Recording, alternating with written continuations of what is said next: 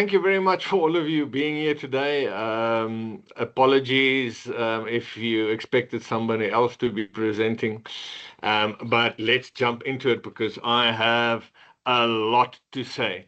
Um, I'm quickly going to touch on what are those changes that happened, what is some of the economic data, and then the impact. How is this going to impact financial planning? What you are going to tell your clients from this morning.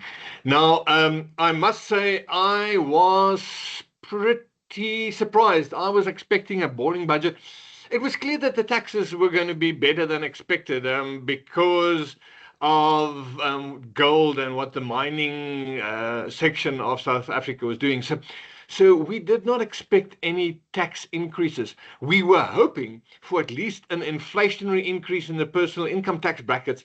So getting that was what we were expected. To me, the big surprise was that Minister Godongwana finally took the opportunity to increase many of the tax thresholds and limits. Now, if you go through the whole list of tax thresholds that is increased, the oldest one was last increased in 2002. So many of these have been coming for a while and was in desperate need of an increase.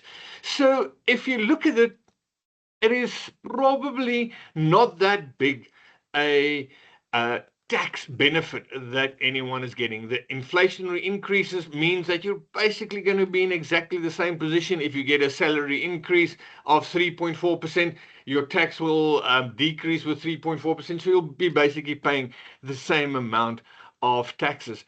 But it does have a significant impact on financial planning.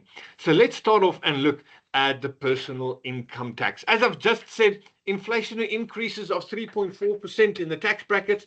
People earning 750,000 Rand will now be paying 3,409 Rand a year less tax. So basically a tax saving of 300 Rand a month. As I said, not a lot, but it is a very, very good sign. And this is an important thing. Economic growth runs on trust and faith. A trust and a faith that tomorrow is going to be better. And one of the things that this budget is good at doing is signaling that we have been able to probably start turning the trajectory of the economy in South Africa. Now, there's a lot of things that still can go wrong, and we'll discuss some of them later on as well. But this is the first good signs. I said no increase in the normal tax rebates. That was a mistake. No additional increase. It's also increased by 3.4%. And surprise, surprise, also an increase in the medical tax rebates. So the first two dependents increases from 364 to 376, and additional dependents increase from 246 to 254. So not bad, a slight increase there that benefits each and every taxpayer out there. When it comes to trusts and corporates, the tax for normal trusts remain at a whopping 45%. So if you are using a trust for tax purposes, for tax benefits, you are not going to get any of those benefits. And just a very important note, the fact that a trust pays a significant amount of money in taxes doesn't mean that it isn't a sound financial planning tool. The purpose of a trust, of course, isn't for tax purposes. The purpose of a trust is to protect assets from yourself, your creditors, and from your spouse, and finally, from your children. So trust tax still very high.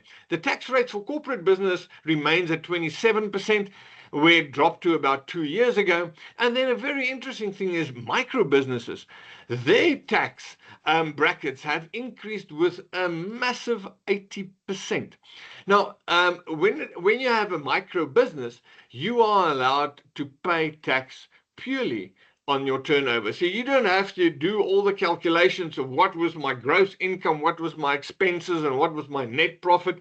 You can purely go and say, okay, this has been my turnover for the year, and then you pay a percentage based on that turnover. And as I said, those turnover thresholds have been increased by 80%, which means an 80% drop in taxes that micro businesses will be paying. So on the first 600,000 Rand of turnover, a micro business will not be paying any tax. So if you've got a micro business, you will be in the position that on the first 600,000 Rand of your turnover, no tax. On the 350,000 Rand above that, you will be paying 1% in tax. Then on everything above 950, 2%, which means that basically on a 1 million Rand, you will be paying 4,500 Rand in tax. That is such a small amount of tax that micro businesses will be paying. And sometimes I wonder why less businesses are registered, or why so little businesses are actually registered as micro businesses. So when we're doing business, please make sure that you reference this with your clients. One place where there's been some changes is in capital gains tax. The inclusion rate remains unchanged, so it's still 40% for individuals and special trusts, and it's still 80% for corporates and trusts. Now, I've been expecting this to increase to 50% and 100% for years. This is the first year that I didn't beat that drum, and it hasn't changed. The tax rates, therefore, for individuals and special trusts is between 0% and a maximum of 18%, which is 40% of the maximum tax rate. For other trusts, it is 36%. So you can see a significant amount of tax paid more by a trust than by an individual. Companies, 21.6%, and then the insurance individual policyholder fund, 12%. Now, here is just a little thing for those of you that are not aware of it, but I do believe that all of the FIA members are smart and they will know this. If you have a trust and you have a capital gain in that trust, it's going to be 36%.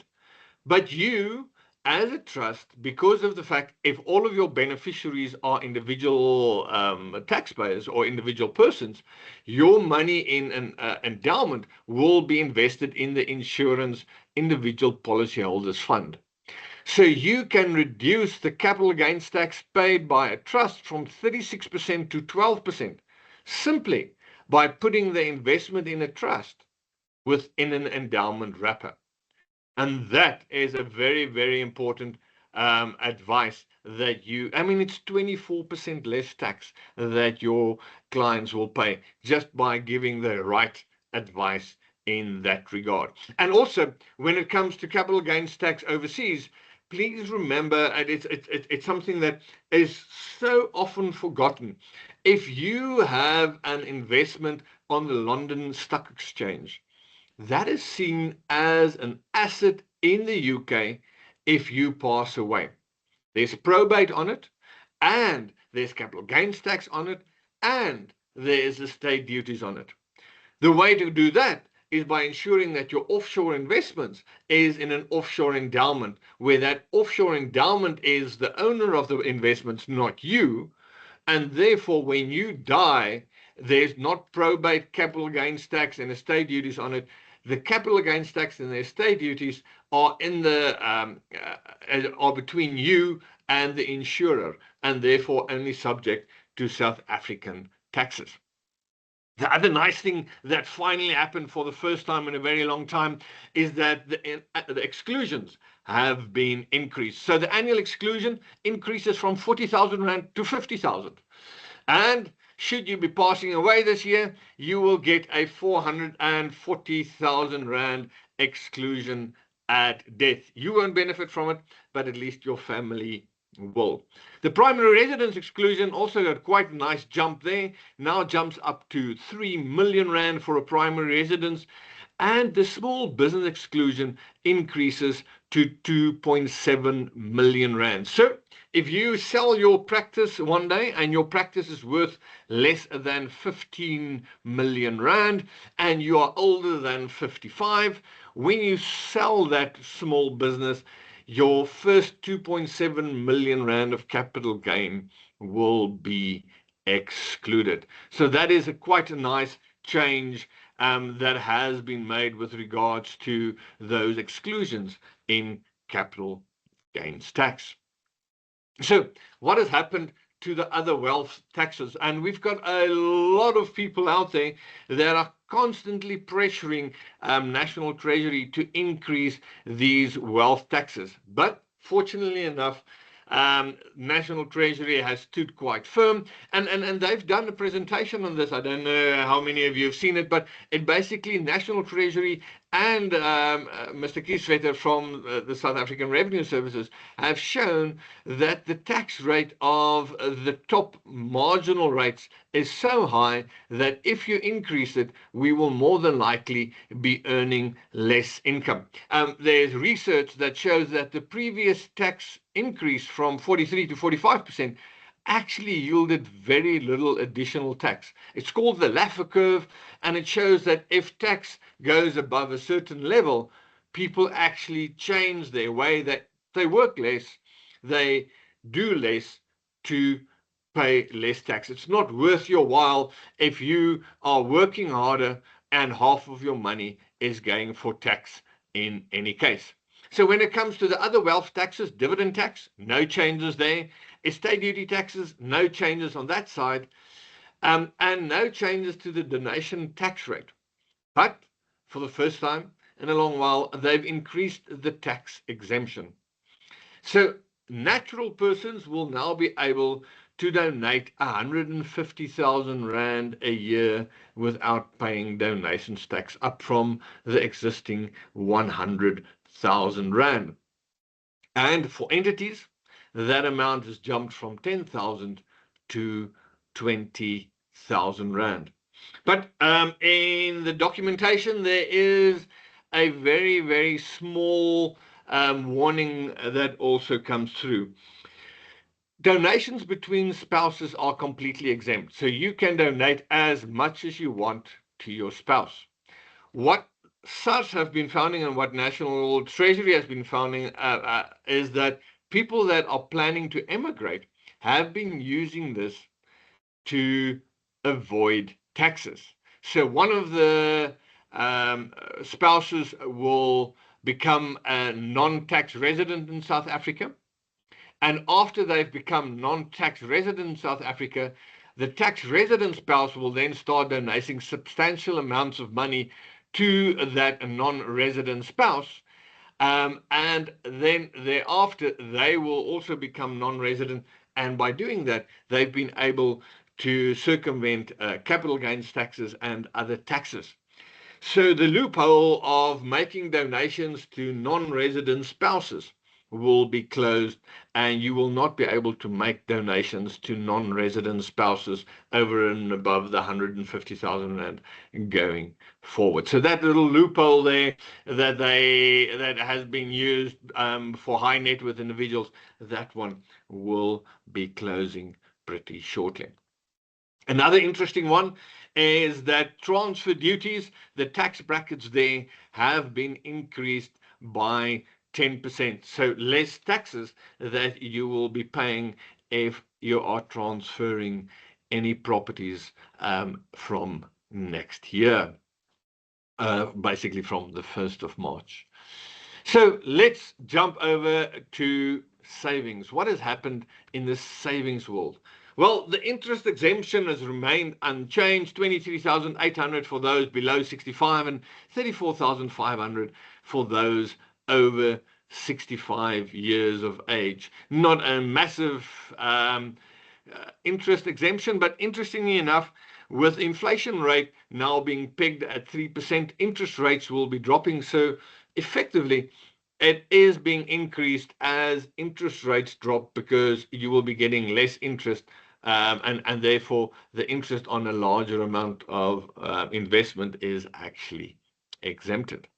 And then a nice thing is that the tax-free savings account, the annual contribution has been increased from 36 to 46,000 rand. My son this morning said to me, "Why not 48? It's so much easier." But that's just the way National Treasury work. They want you to calculate what is 46,000 divided by 12. Unfortunately, the 500,000 Rand maximum contribution still remains, but I think the reason for that is that nobody at this stage have actually reached that max, because it takes you about 14 years to get there. So they will probably start increasing that maximum when more and more taxpayers reach that 500,000 Rand maximum contribution limit. On retirement fund contributions, the 27.5% remains, but what came as quite a surprise to me was that the maximum annual deduction has been increased from 350,000 to 430,000. Now, why it came as a surprise is one of the big things that some of the commentators were saying was that people that are rich, people that are earning more than 1.5 million Rand, do not need to get a tax incentive. Actually, they were saying people that were earning more than 1 million Rand didn't need a tax incentive to save for retirement. They will do it automatically. So don't give them a tax deduction. So I was actually expecting that at least the maximum annual deduction would never again increase above the 350,000 Rand. So seeing it increase to 430, for those high net worth individuals out there, for all of you members who earn so much out of your commission and fees because you are such excellent intermediaries, you will now be able to contribute 430,000 Rand to your retirement annuity. And please, from my side, really consider doing it. Consider making sure that your retirement fund contributions are at the max. It is interesting to see how many of our members focus on all of their investments and reinvestments into their practice, and very little of them building up an asset base outside of that practice. And that's not good financial advice. You will not tell your client that's got a business only to keep all of his assets inside his business. So my request to you is ensure that you, as a practice owner, as a financial planner, make sure that your contributions and that your asset base outside of your practice continues to grow. Now, one of the things that we have been talking about is the impact that industry bodies such as the Financial Intermediaries Association provides to its members. But we also use our links with other industry bodies such as ASISA, and I am sitting on two specific committees of ASISA where I have been fighting on behalf of the brokers for a number of changes using the joint power there of ASISA. So those two committees that we have been working on for the past 3-4 years already. The first one, most important one, is the taxation of collective investment schemes. Now, what happened there is that National Treasury was informing us that they were looking at the way collective investment schemes were currently trading. And they said that many collective investment schemes are doing intraday trading. They are buying and selling shares on the same day. Or even if they're not doing that, they will buy Richemont, keep it for 3 months and selling it. And they were arguing that that did not constitute a capital gain. It constituted a revenue sharing initiative, a profit-making scheme. And therefore, they were coming to the collective investment schemes and said, all this buying and selling, if you didn't keep a share within the collective investment scheme for at least 3 years, we are going to start to tax the collective investment scheme on revenue tax and not capital gains tax. And we, of course, as an industry, was seriously concerned about this because it would have had a massive impact on the local collective investment scheme industry. work that we did showed that about 50% of the current collective investment scheme money would have flowed out of the country to tax schemes outside of South Africa where this tax would not have been applicable. So in the budget, again, quite a surprise, government came and said, we've listened to you, business. We realize that what we wanted to do isn't going to work. And from here going forward, we will be looking at all the returns made by a collective investment scheme being deemed to be capital gains.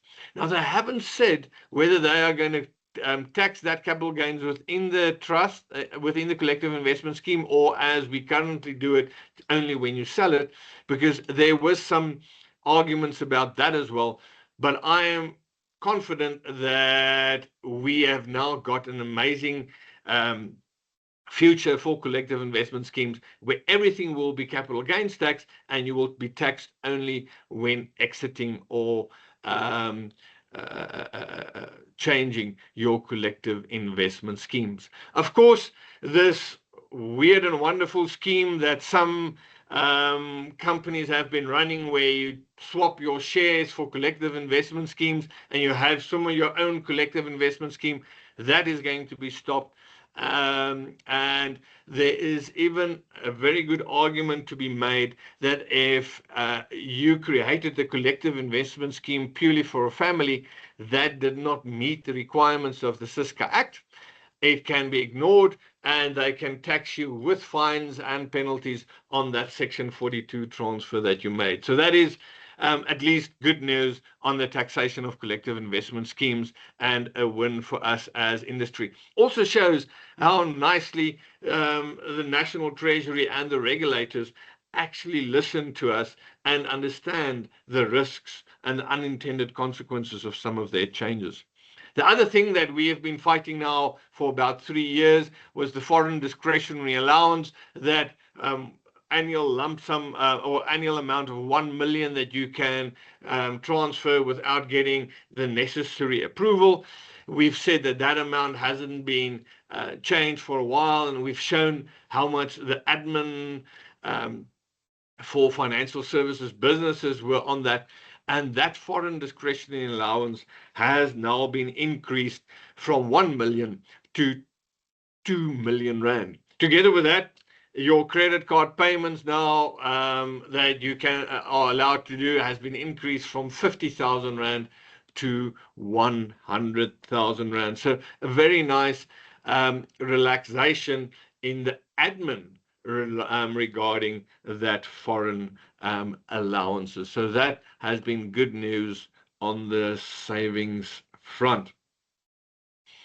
So, sorry, the one thing that I skipped on over there has been the retirement fund contributions. The retirement fund contributions, there's also been some de minimis changes, but we will get back to them in a moment because they are quite important for a number of reasons there.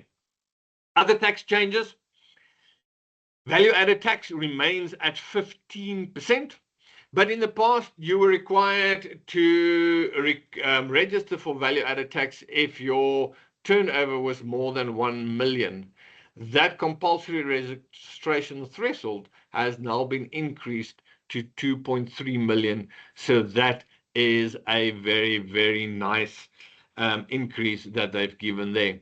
And then for the sin taxes, that was only increased in line with expected inflation of 3.4%.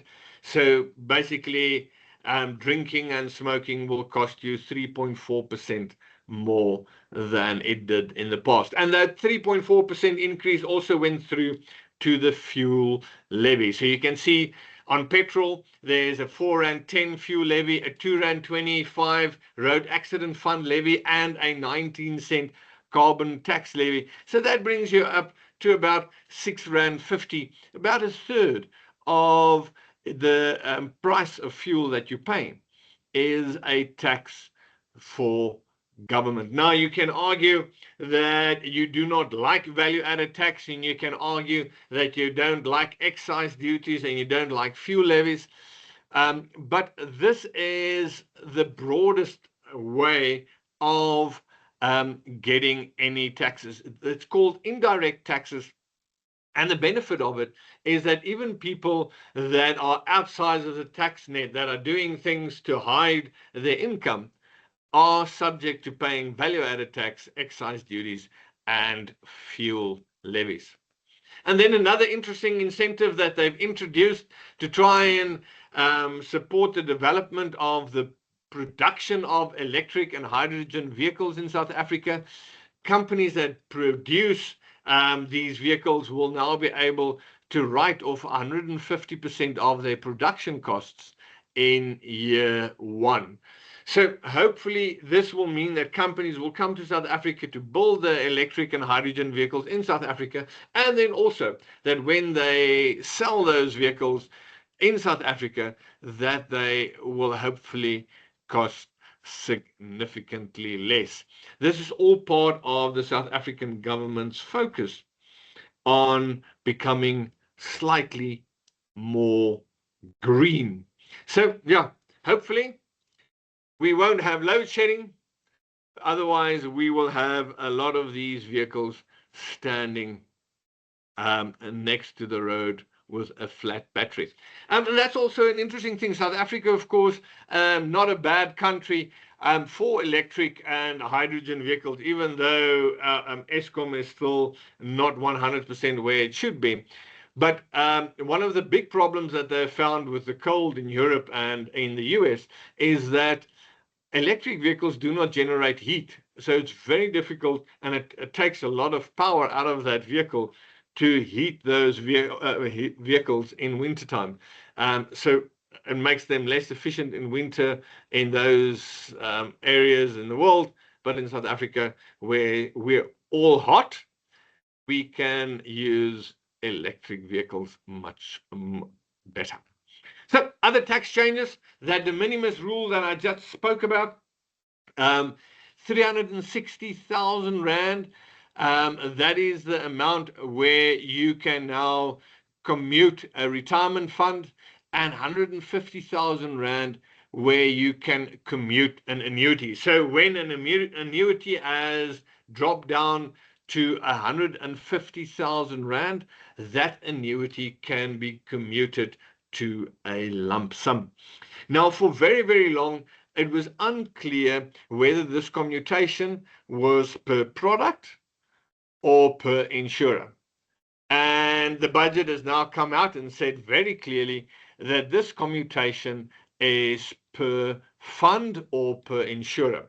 So if you have 4 living annuities with, let's say, Glacier, then those 4 living annuities together needs to be less than 150,000 Rand for you to commute that annuities to a lump sum.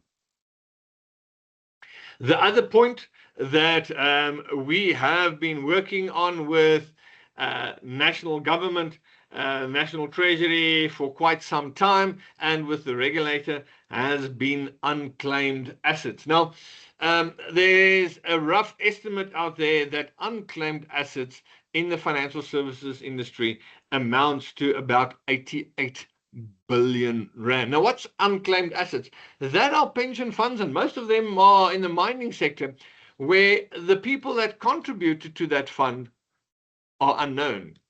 So it's a person that worked at the mine for a year, contributed to the pension fund, went back home on leave, and never came back again. Never claimed that pension money. And that pension money has been lying there and lying there. And there's been no rule on should it be earning interest, but it was paying fees. And of course, finding those people has been very, very difficult. And this money has been lying with insurers for quite a few decades, in some instances, without really adding any benefit to those investors who they could not find, or to the economy as a whole. So the FSCA, the regulator, and National Treasury have published documentations in the past on this, and the idea is to create a national fund and that all insurers will be transferring their unclaimed assets into this fund, and this fund will then have access to more data because it will be compiling the lists from all of the insurers, and it will be less cost on it. So hopefully they will be able to find more of these beneficiaries than what the individual insurers could do. But even if that couldn't happen, what they are thinking of doing is then investing these unclaimed assets into infrastructure development in South Africa. So they will be getting a return, but also the infrastructure in South Africa will get a very nice boost from the investment out of these funds. So they're going to start off with retirement benefits, and we will be seeing later in the year, we will be getting their discussion document, and we will be involved as the FIA again in that process, ensuring that the right result is finally found. But thereafter, they're also looking at dormant bank accounts, forgotten investments, and unpaid insurance payouts. And this is where this becomes very important to our members. The first document that came out from the FSCA said that if you didn't have any contact with a client for 3 years, his investments with you became dormant, and you're not allowed to charge any fees on that investment anymore.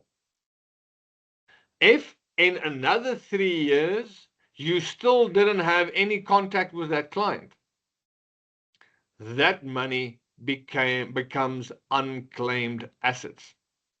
Now, we haven't seen what they want to do now. We haven't seen this new document. And as I said, the new document will probably only focus on retirement benefits. But if you have clients that you haven't communicated with, where you cannot prove that there's been any interaction between you and that client for 3 years, you will not be able to charge any fees if this goes through. And after 6 years, that money will have to be transferred to this fund. Now, we can argue that this is already a requirement that you cannot charge fees if you cannot provide it, prove that you've provided those services. So please make sure that you've got all of your clients' contact information up to date, and that you can prove that you have been communicating with them on those investments. Otherwise, these unclaimed assets can come back to bite you going forward. Then most of us have been seeing in the media that 45% of discretionary spending of South Africans are currently going to online gambling, and that they will rather gamble than buy food. So national government, National Treasury has said, we need to tax this online gambling. Currently, they're only paying provincial taxes, and they are now proposing an additional 20% online gambling tax. So the document is currently out there, was published in November, open until later this month, and thereafter they will start developing a national online gambling tax.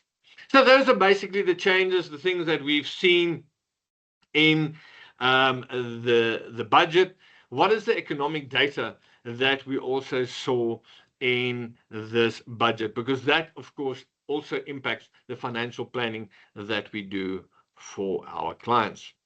Now, if we look at this, it's a graph, a table that I love putting up. It's the number of taxpayers. And if you look at this table, you will see that the number of taxpayers that earn more than 1 million rand is about 640,000 people.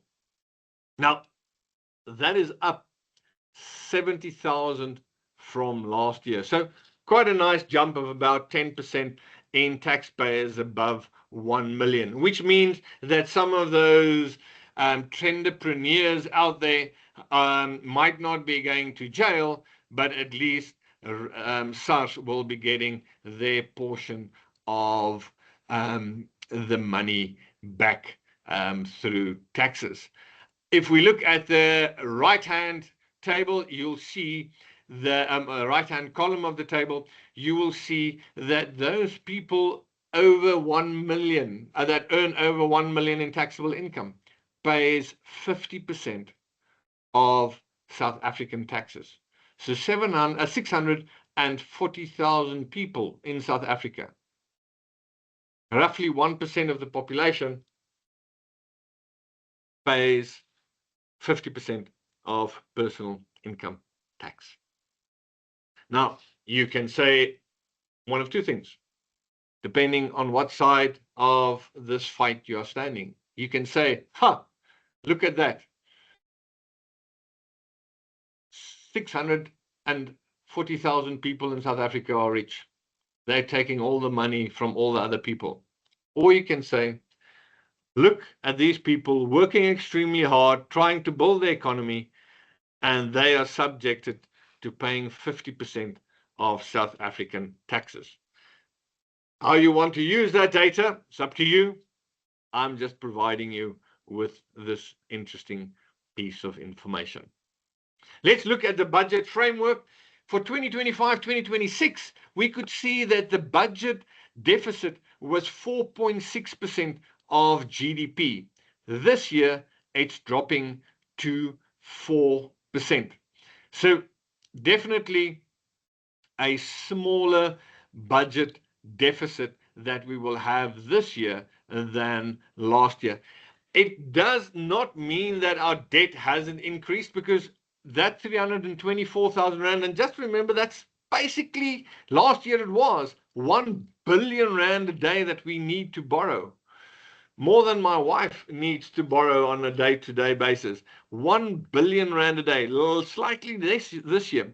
But our debt service cost is still increasing and expected to be 440 billion rand for the year. And that is still slightly worrying. But the next graph is quite interesting. For a number of years now, every year when government has projected their debt as a percentage of GDP, next year would be the year where debt would be at its highest. And every year it would be next year. And it just rolled on. For the past 4 to 5 years, this graph just rolled on, and the high point was just next year. This time, they said the debt of South Africa will be at its highest this year. And that is a massive change. And I believe this is going to have a very, very big impact on what rating agencies and what the market is going to think about this budget. So to my mind, I think the markets are going to do quite well today, if it hasn't already started doing that by yesterday. And this will also feed through to the rand. So we believe that the forecast that National Treasury has used for taxable income for this year and for next year is lower than it's going to be. So we actually believe that that drop in government debt as percentage of GDP might actually drop down faster than shown here. How do we spend our money on? Well, this is quite an interesting graph, and you will see that debt service costs, for every 100 rand that government gets in, they spend 16 rand 20 on interest. That's not 100% correct, because in some of the other divisions, there's also interest included. So if you add all the interest that is being paid by SOEs and government and the departments in total, you get to about 21 cents in the rand that goes to debt interest repayment. And that is 20%, 21% of money that could have gone to improving this country that is going to pay back debt from previous mistakes that were made. So did National Treasury deliver? And the answer to that is yes, we think they actually did. This is probably one of the best budgets that we have seen in a very long time. There's a continued fiscal consolidation. There is credible economic assumptions used. There's credible revenue assumptions and credible expenditure assumptions used in this budget. So we believe that this budget will actually be achievable. Now, as I said, I believe that this will instill more trust and more hope for corporate South Africa, and that might set the ball rolling and giving us additional 1% economic growth in South Africa. But it will not solve our problems. It will not bring us to the 4% that we need to be for to really get this country going, because of the fact that the big problems are still there. Our infrastructure, although they are starting to spend significant money on that, is not right yet. And we are also still having the problem, not with a failed state, but with failed municipalities. So how do we believe the markets will react on this budget? Well, the markets will definitely like the continued emphasis on fiscal consolidation, making sure that our surplus on before interest paid becomes bigger and bigger and bigger. There's also no state-owned enterprise or municipal bailouts within this budget. And there's a lower than expected borrowing requirement, so less expenditure uncertainty, and all of those things will be good for the market. There is, however, unfortunately, not all of the additional income that government will be earning is used to pay off debt. There is higher expenditure than they previously said they would spend, so they are spending more than they said previously, and that is a slight concern. And then the other thing is that the Reserve Bank has set an anchor, a fiscal anchor for inflation at 3%. Unfortunately, National Treasury did not do it. They missed the opportunity to do that, which means that we have to trust Minister Godongwana to continue on the route that he's done. There's no legal requirement for him to meet a certain target. There is a mention that they might put it in the October midterms. So hopefully we will see that happening. So what am I telling you today to talk to your clients about? I believe one of the things that are probably being missed by many financial advisors is be careful going offshore at this point in time. The inflation differential between us and the USA has now dropped to, at this stage, actually less than 1%. Now, if you look at a currency devaluation normally tracks the inflation differential. This means that the longer term decline of our currency will now slow down considerably, and our currency should, if it was correctly valued at this stage, only devalue at about 1% per year, which means you can add 1% a year in South African returns if you're looking at your foreign currency returns over the long term. But if we look at the Big Mac index, it shows that the rand should be at 9 rand 90. Now, you can't base the value of the rand only on one product. So 9 rand 90 is definitely not correct. But what all of the matrices out there is showing is that the rand is still currently significantly undervalued and could actually improve with another 2 to 3 rand. I do not believe that is going to happen. But what I do believe is that we will not see a devaluation in the rand for a considerable amount of time. Together with that, we also need to understand that there are structural concerns within the USA, and actually they want a weaker dollar.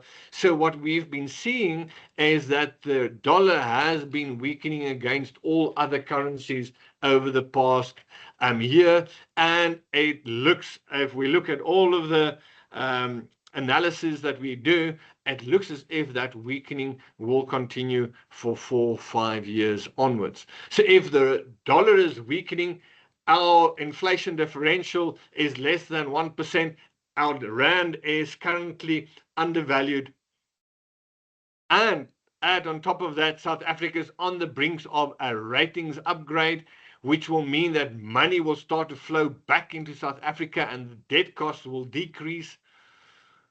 Betting against the rand might cost you a lot in the next 2 to 3 years. So I would warn you against telling clients to go offshore now, because the country is failing. As I said, the country isn't failing. Municipalities might be failing, but that might be sorted out if we listen to the SONA as well. So another interesting thing that I would like to touch on is, what product should you use? Should you use a unit trust? Should you use an endowment? Should you use a tax-free savings plan? Should you use a retirement annuity?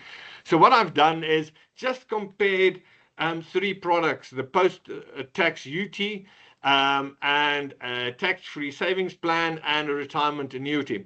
Now, let's say we use a premium of 1,000 Rand on a post-tax UT. The fund growth is taxed at 0%. CGT in the fund taxed at 0%. After 15 years, at a 12.5% return, you get 529,000 Rand out. Now you withdraw that money and you pay tax in your personal capacity on that CGT of 57,000 Rand, which means your net return of a collective investment scheme where you paid 1,000 Rand a month for 15 years will be 472,000 Rand. If we look at a tax-free savings plan, of course, because of the fact that the premium isn't tax deductible, you will contribute 1,000 Rand to that policy a month. If you do that for 15 years, again, there's no taxes within the fund. And after 15 years, you will get the same return as on the collective investment scheme. But now, if you withdraw that money, because of the fact that it's a tax-free savings account, there's no tax. So you get a better return on the tax-free savings account than you would get on the normal collective investment scheme. But let's compare that to a retirement fund contribution. Because of the fact that you can contribute the premium before tax, you will not contribute 1,000 Rand, you will of course contribute something more. Now, I've worked on a 41% tax rate. I didn't work on the maximum of 45%. But if you contribute 1,695 to a retirement annuity, 695 Rand will be given back to you in a tax saving. Now, again, the retirement annuity has no internal taxes. And after 15 years, your retirement annuity will be paying you out 897,000 Rand. But now you say, well, you're going to pay tax. No, yes.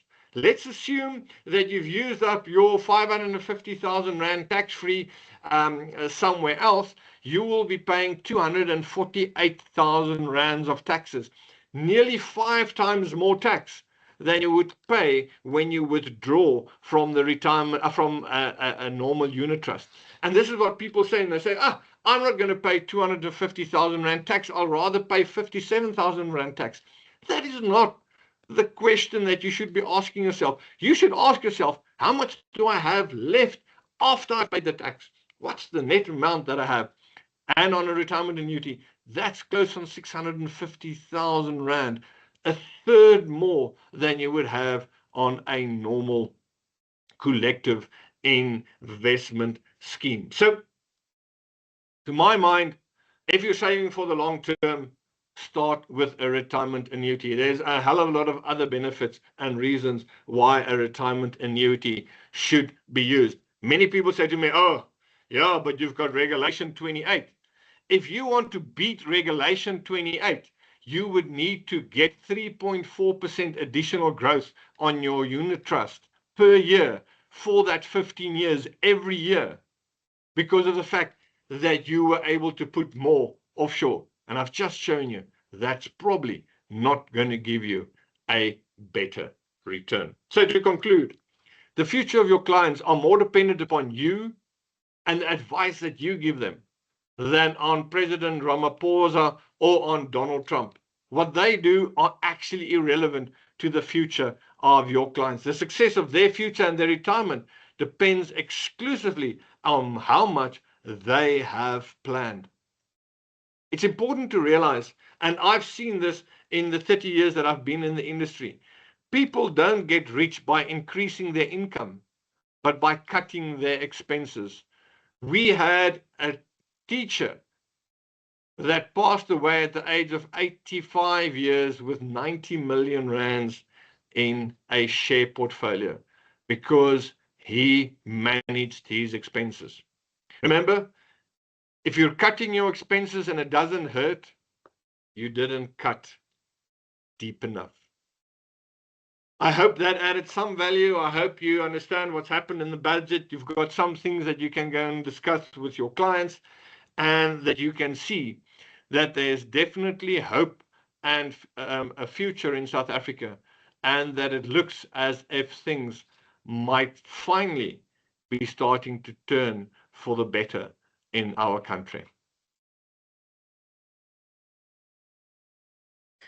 Ronald, thank you so much. Wow, very informative. I can see lots of engagement and information that has been taken in. Very powerful stuff, and a nice positive message. I think that's a big takeaway. Funny that your most popular comments seem to be about the implementation of online gambling tax. Everybody was very happy about that. So we know we've got very good financial advisors who are making sure their clients are not gambling their money away. We've got 1 or 2 questions. Are you happy to take those now? Yes, please. Unfortunately, during the presentation, I did not look at any of them chats that was coming through. So please, you can ask me. 100%. Okay. So I think one of the ones that was quite early on in the conversation was, should or can financial planners register as micro businesses?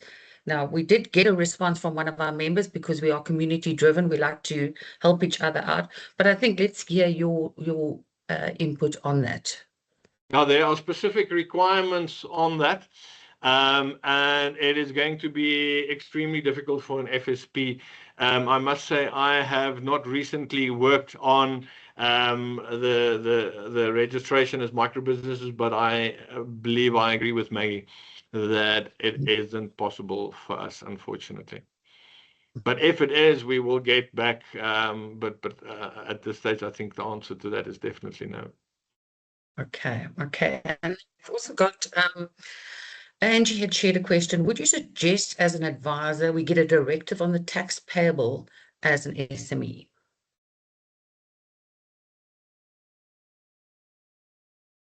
I do not follow the question. Yeah, I'm reading it verbatim off there. So yeah, Angie, you can contact me. Angie and I work together, so she likes asking difficult questions. You can contact me afterwards. Okay, great. I see there is also another one in the Q&A. How will tax changes affect low income versus high income earners? I think you've probably covered that to some degree.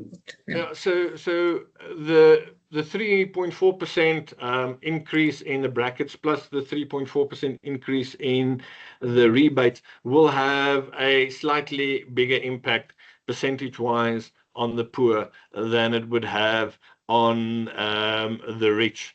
But the important thing, what we need to understand now, is that we are not going to assist the poor by having them pay less tax. We are going to assist the poor by developing the economic growth of this country. And therefore, it's important when we look at this budget, what is it doing to be pro-growth? And there's a few things that they're doing. They're still not sorting out our labor cost issue, which is a big problem, and a few other impediments out there. But if we can get economic growth going, we can really and truly assist the downright poor out there. So that is the measurement currently on how we benefit the poor. Fantastic. I don't see any other questions, and wow, the timing is absolutely perfect. We are 1 minute to 9 o'clock, which is amazing. We will be sharing the recording, and with your permission, Mr. King, the slides with the attendees here. No problem at all. I'm just going to correct that one error that I had that I didn't see. I didn't correct on the one slide, but yes, then no problem. Fantastic. So there you go, everybody. We will be sharing the recording on our YouTube channel, where all our other webinars are available to you. So please remember to go and have a look at all of that. And again, Ronald, thank you so much. I think what everybody's saying in the chat is very much, it was just the way you unpacked it so simply, and how you can practically then apply this into your business and the advice that you give. So last word to you as our FIA president. I believe that there's a big job in the hands of each and every financial intermediary to ensure that financial planning is put in place and that the right advice is given to our clients, because only then will we actually be seeing economic prosperity for all in South Africa. Wonderful. Have a lovely day. Thank you. Yeah. Bye, Dankie. Thank you, everybody, for being here this morning. Thank you, and good luck with the rest of your day. Thank you to everybody else. And we'll catch up with you. 4th of March is our next webinar. Come back. Mr. King is bringing another expert into the field to come and talk to you about AI. So join us then, and have a wonderful rest of your day. Thank you so much.